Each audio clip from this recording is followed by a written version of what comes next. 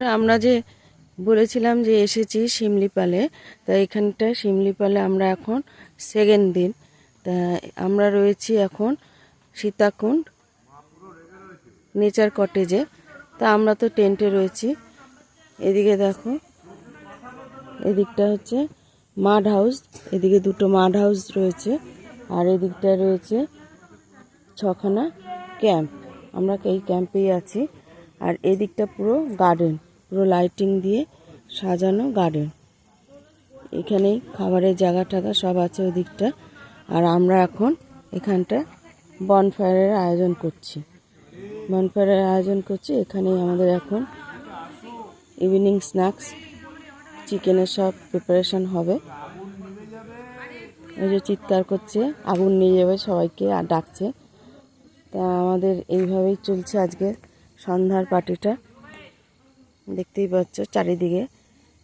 আমরা তো এসেছিলাম, তারপরেও দেখেছি আরও দুটো ফ্যামিলি এসেছে। এই যে দুটো গাড়ি আরও যোগ হয়েছে, বাইকও এসেছে বেশ কিছু। এই যে পুরো ওই দিকটা দেখো, এই যে পুরো গার্ডেনটা পুরো লাইটে সাজানো।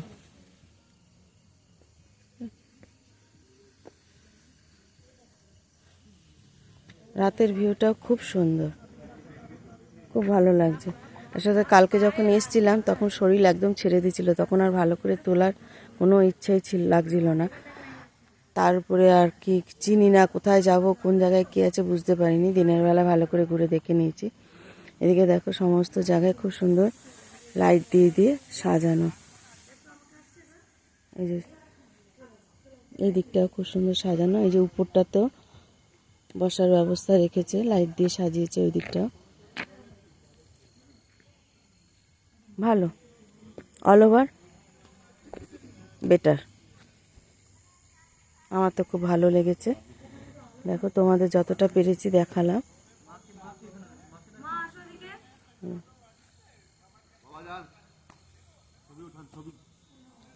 রাখছি,